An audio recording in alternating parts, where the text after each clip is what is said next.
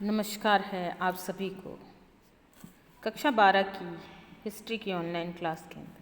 कक्षा 12 में मैं आप सभी का स्वागत करती हूँ इस ऑनलाइन क्लास में और आशा करती हूँ कि जो भी पढ़ाया जा रहा है वो आपको समझ में आ रहा होगा।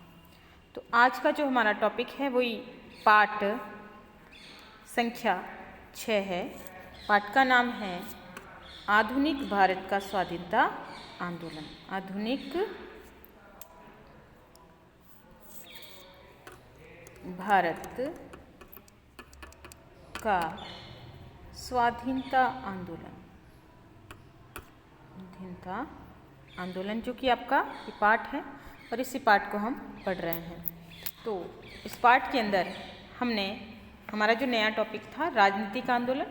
राजनीतिक आंदोलन में समयकाल था 1885 से 1907 के बीच का समयकाल और कौन कौन सी परिस्थितियाँ यहाँ उत्पन्न हुई, कौन कौन से घटनाक्रम यहाँ पे घटित हुए, उन घटनाक्रमों की जानकारी हमने इसमें लेंगे। और उससे पूर्व हमने जो इस राजनीतिक आंदोलन के तहत यही समझा था कि राष्ट्रवाद का उदय और विकास कैसे हुआ और राष्ट्रवाद के उदय और विकास में राष्ट्रीयता की भावना को जागृत करने वाले कौन कौन से कारण थे, उन कारणों को हमने समझा है। तो अब हम जो नया बिंदु आज का जो लेंगे वो है 1885 से पूर्व की स्थिति और विभिन्न संगठन। यानी 1885 में क्या हुआ, राष्ट्रीय नेशनल कांग्रेस की स्थापना हुई है, लेकिन उससे पहले भारत में कौन कौन से संगठन थे, कौन कौन सी जो है स्थितियाँ वहाँ पे जो है घटित हो रही थी और कौन कौन से संगठन या काम कर रहे थे राजनीतिक संगठन। तो उन संगठनों के बारे में हम सामान्य सी जानकारी अर्जित है इस टॉपिक के माध्यम से करेंगे। 19वीं शताब्दी में सामाजिक धार्मिक सुधारवादी संगठनों के साथ ही कई राजनीतिक संगठनों का गठन हुआ। गठन यानी कि जो है बने या जिनका प्रारंभ हुआ। ये संगठन वर्गीय हितों के आधार पर गठित हुए थे, यानी ये निजी स्वार्थों पर या जो अपने अपने वर्ग के आधार पर ये संगठन बने हुए थे।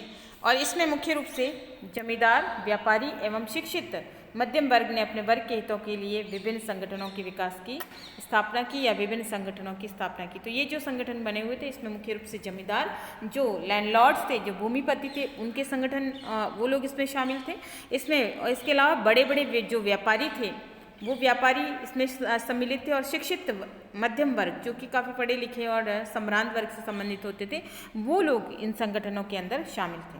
इन संगठनों ने राजनीतिक चेतना के उदय एवं विकास में इन्होंने भी महत्वपूर्ण भूमिका निभाई। हालांकि हमने राजनीतिक या राष्ट्रीयता की भावना के पीछे कौन कौन से कारण थे उनको हमने समझा है। और ये जो संगठन बने थे इन्होंने राजनीतिक चेतना को जगाने का प्रयास किया जनसाधारण के बीच में और जो है राजनीतिक चेतना के उदय और विकास में अपनी महत्वपूर्ण भूमिका है इन संगठनों ने निभाई है। तो पहला संगठन हम देख रहे हैं, पहले संगठन का नाम है लैंड होल्डर्स सोसाइटी। लैंड यानी जमीन और होल्डर्स यानी रखने वाले, वही जमींदार वर्ग का संगठन।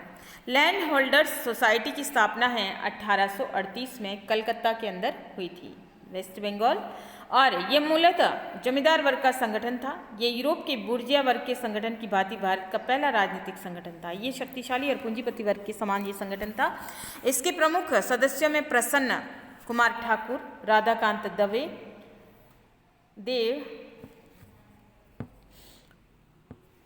राधाकांत देव, द्वारकानाथ ठाकुर आदि सम्मिलित थे। जब लंदन में 1839 में ब्रिटिश इंडिया सोसाइटी की स्थापना हुई, तब लैंड होल्डर्स सोसाइटी ने उससे संबंध स्थापित किए और उन्होंने ब्रिटिश संसद में अपनी बात को रखकर ब्रिटिश जनमत भी प्राप्त करने का प्रयत्न किया या ब्रिटिश जनमत को अपने पक्ष में करने का प्रयास वो किया। तो ये थी, पहला है लैंड होल्डर्स सोसाइटी। अब दूसरा संगठन आ रहा है, उस संगठन का नाम है बंगाल ब्रिटिश इंडिया सोसाइटी। अब बंगाल ब्रिटिश इंडिया सोसाइटी क्या है देखिए। बंगाल ब्रिटिश इंडिया सोसाइटी की स्थापना है वो है 20 अप्रैल 1843 को कलकत्ता में हुई। ये भी कहाँ हुई है, वेस्ट बंगाल, कलकत्ता के अंदर। इसके अध्यक्ष थे जो जॉर्ज थॉमसन और सचिव प्यारीचंद्र मित्र थे। यह भी लैंड होल्डर्स सोसाइटी के समान ही भारतीय और गैर सरकारी अंग्रेजों का संगठन था। ये भी भारतीयों का संगठन ही था और ये भी जो है जमींदार वर्ग का ही समूह का संगठन ही था या जमींदार वर्ग के लोग ही इसके अंदर शामिल थे। इसमें उच्च मध्यम वर्गीय लोग भी शामिल थे, यानी उच्च मध्यम वर्ग के समूह के लोग, यानी जो वीआईपी दर्जे के लोग हैं या विशिष्ट भूमिपति जो है वो इसमें शामिल थे। बंगाल ब्रिटिश इंडिया सोसाइटी के मंच से ही भारतीयों ने राजनीतिक शिक्षा का पहला पाठ पढ़ा है। तो यहीं से शुरुआत हुई है राजनीति में भारतीयों के प्रवेश की, और यहीं से ये ऐसे संगठन बने हैं जिन्होंने राजनीतिक चेतना को जगाने का प्रयास वो किया है। नेक्स्ट आता है ब्रिटिश इंडियन एसोसिएशन, ये तीसरा संगठन है। इसकी स्थापना है 1851 में हुई और इसके अध्यक्ष राधाकांत देव और सचिव देवेंद्र नाथ ठाकुर थे। ये नव भारतीय जमींदारों का संगठन था, ये भी जमींदारों का ही संगठन था और इसे व्यापक रूप से देने के लिए इसमें व्यापारी एवं नवीन बुद्धिजीवियों को स्थान भी दिया गया कि बड़े बड़े जो व्यापारी और जो बुद्धिजीवी वर्ग के लोग थे, संभ्रांत वर्ग से संबंधित थे, उनको भी इसमें हिस्सा दिया गया। ईस्ट इंडिया कंपनी के चार्टर का नवीनीकरण 1853 में होना था। इसने अखिल भारतीय स्तर पर चार्टर आंदोलन चलाने का प्रयास किया। तीनों प्रेसिडेंसियों में संगठन बनाकर स्मृति पत्र भी इनको जो है स्मृति पत्र दिए गए, यानी बार बार कुछ चीज़ें हैं जो उन्होंने अंग्रेज सरकार को स्मृति पत्र के रूप में बार बार याद भी दिलाई है।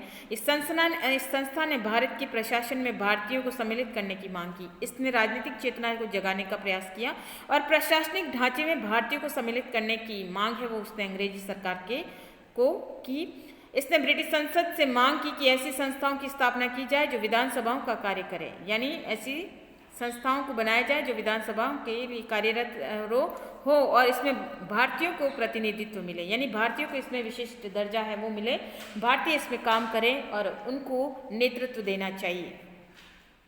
इस एसोसिएशन के प्रमुख सदस्यों में व्योमेश चंद्र बनर्जी जो है इसमें शामिल थे दूसरे, और बाद में ये कांग्रेस के प्रथम अध्यक्ष बने। ये भी आपको याद रखना है, व्योमेश चंद्र बनर्जी जो कि बाद में कांग्रेस के प्रथम अध्यक्ष बने। इसके अलावा रमेश चंद्र दत्त बाद में कांग्रेस के अध्यक्ष बने, ये प्रथम अध्यक्ष है व्योमेश चंद्र बनर्जी, ये बाद में अध्यक्ष बने। मनमोहन घोष ये कलकत्ता हाईकोर्ट के प्रथम भारतीय बैरिस्टर है, इनको कहा जाता है ये प्रथम भारतीय बैरिस्टर थे।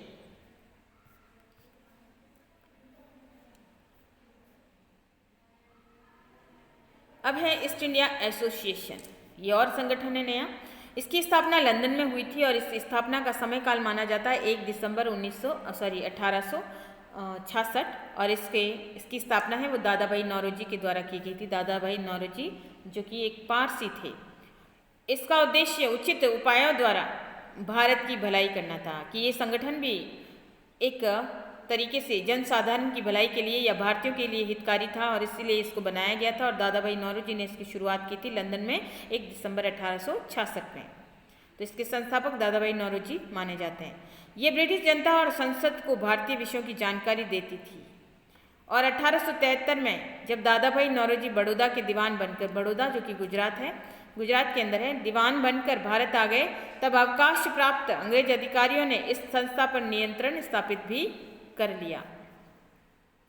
दादा भाई नौरोजी भारत के पहले आर्थिक विचारक थे। अर्थशास्त्री कह सकते हैं दादा भाई नौरोजी को हम, या आर्थिक विचारक कह सकते हैं। तो ये आर्थिक विचारक थे या भारत की अर्थव्यवस्था के बारे में पूरी जानकारी रखने वाले थे और उन्होंने अपना लेखन द्वारा ये सिद्ध भी किया कि भारत की गरीबी का कारण अंग्रेजों द्वारा भारत का शोषण और यहाँ का धन ब्रिटेन भेजना है। उन्होंने धन निष्कासन को भारत की गरीबी का प्रमुख कारण है वो माना। दादा भाई नौरोजी ने अपनी पुस्तक भी लिखी है, पुस्तक का नाम है poverty and un British rule in India. की इस पुस्तक का नाम पूछा भी जा सकता है बोर्ड एग्जाम में कि poverty and un British rule in India किसके द्वारा लिखी गई है। तो आपको याद रखना है दादा भाई नौरोजी, जिसमें भारतीय अर्थव्यवस्था की तरफ इन्होंने अपना जो है वक्तव्य इसमें जाहिर किया है और इसके साथ ही धन निष्कासन या भारत की गरीबी के कारणों को इसमें उन्होंने खुलासे के तौर पे बताने का प्रयास किया है। और उन्होंने मुख्य कारण यही माना है कि भारत की गरीबी का मुख्य कारण है कि ब्रिटेन के द्वारा धन का निष्कासन किया जाना, या धन का निष्कासन है वो इंग्लैंड की तरफ हो रहा था। उन्हें भारत का पितामह के नाम से जाना जाता है। ये भी प्रश्न आपको पूछा जा सकता है कि भारत का पितामह किसे कहा जाता है, तो दादा भाई नौरोजी को, और grand old man of India भी इनको कहा जाता है। तो बहुत सारे इनको उपाधियां दी गई है। तो भारत का पितामह, grand old man of India, और पुस्तक का जो लिखी है poverty and un British rule in India, और इन्होंने जो है स्थापना की है ईस्ट इंडिया एसोसिएशन की। ठीक है, ये कांग्रेस के 3 बार अध्यक्ष रहे, यानी जीवन काल के दौरान ये 3 बार कांग्रेस के अध्यक्ष बने रहे थे। अब है पूना सार्वजनिक सभा। इसकी स्थापना 2 अप्रैल 1870 को हुई थी और इसके संस्थापक गणेश वासुदेव जोशी थे, जो इसके सचिव थे। इसके सचिव थे शुरू में, और इस सार्वजनिक पूना सभा को इन्होंने ही बनाया, या इसके संस्थापक गणेश वासुदेव जोशी माने जाते हैं। इनके सक्रिय सदस्यों में S.H. साठे और S.H. चिपलूणकर एवं महादेव गोविंद राणादे इसके प्रमुख सदस्य थे।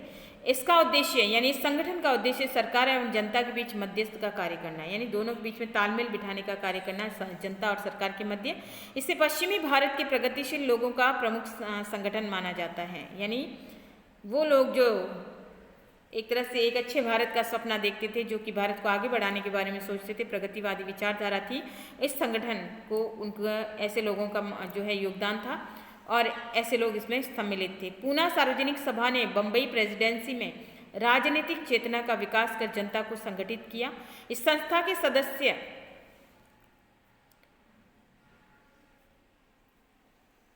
देश की दयनीय दशा का चित्र लोगों के सामने रखकर उनसे उबरने का उपाय भी बताते थे। इनकी सभाओं में कीर्तन करने वाला दल देश प्रेम के गाने भी गाया करता था, यानी भजन कीर्तन भी होते थे और इसमें देश प्रेम से संबंधित गीत गायन हुआ करते थे। तो इस प्रकार से ये जो है देश प्रेम की भावना को जगाने वाला संगठन था, और कीर्तन या अपनी कथनी करने के माध्यम से ये देश प्रेम लोगों के अंदर है जागृत करने का कार्य भी करता था। अब आता है इंडियन लीग। ये भी नया एक संगठन है। इंडियन लीग की स्थापना 25 सितंबर को हुई है और 1875 में हुई, और इसके जो संस्थापक माने जाते हैं शिशिर कुमार घोष माने जाते हैं, और इस संगठन की स्थापना कलकत्ता में हुई थी। शिशिर कुमार घोष अमृत बाजार पत्रिका के संपादक एवं मालिक थे। इसके अस्थायी सदस्य शंभू चंद्र मुखर्जी थे। इस संस्था का उद्देश्य लोगों में राष्ट्रीयता की भावना जगाना और राजनीतिक शिक्षा देना था। अब नया संगठन है एक और संगठन, इंडियन एसोसिएशन, इस संगठन का नाम है, और इसकी स्थापना भी कलकत्ता के अंदर ही हुई है 26 जुलाई 1876 को, और इसके बनाने में योगदान देने वाले सुरेंद्रनाथ बनर्जी और आनंद मोहन बोस ने इसकी स्थापना की है, या संस्थापक माने जा सकते हैं। ये संस्था संपूर्ण भारत को संगठित कर एक मोर्चा बनाना चाहती थी। एक अखिल भारतीय संगठन बनाने के उद्देश्य से इसका नाम इंडियन एसोसिएशन रखा गया था, कि इसे संपूर्ण भारत में इसको फैलाया जाएगा, और इसी उद्देश्य से इसका नाम है इंडियन एसोसिएशन रखा गया। इसके प्रमुख उद्देश्य निम्न थे। अब इसके प्रमुख उद्देश्य कौन कौन से देखिए। देश में एक सशक्त राष्ट्रीय जनमत के निर्माण के लिए प्रयत्न करना, यानी राष्ट्रवादी विचारधारा को जगाना और जनता को उसके लिए एकजुट करना। दूसरा, भारतीयों को सामूहिक राष्ट्रीय भावना और राजनीतिक हितों के आधार पर एक करने का प्रयास करना, कि भारतीयों के अंदर सामूहिक राष्ट्रीय भावना का प्रचार प्रसार करना और राजनीतिक हितों के आधार पर भारतीयों को एकजुट करने का प्रयास करना भी इसका उद्देश्य था। हिंदू और मुस्लिम दोनों के मध्य मैत्रीपूर्ण संबंध स्थापित करने का प्रयत्न करना भी इस संगठन का जो है उद्देश्य था, और राजनीतिक आंदोलनों में जन साधारण को सम्मिलित करना भी इसका उद्देश्य था। तो ये था इंडियन एसोसिएशन, जो कि सभी को, हिंदू मुस्लिम सिख ईसाई सभी को अपने साथ लेकर चलना चाहता था।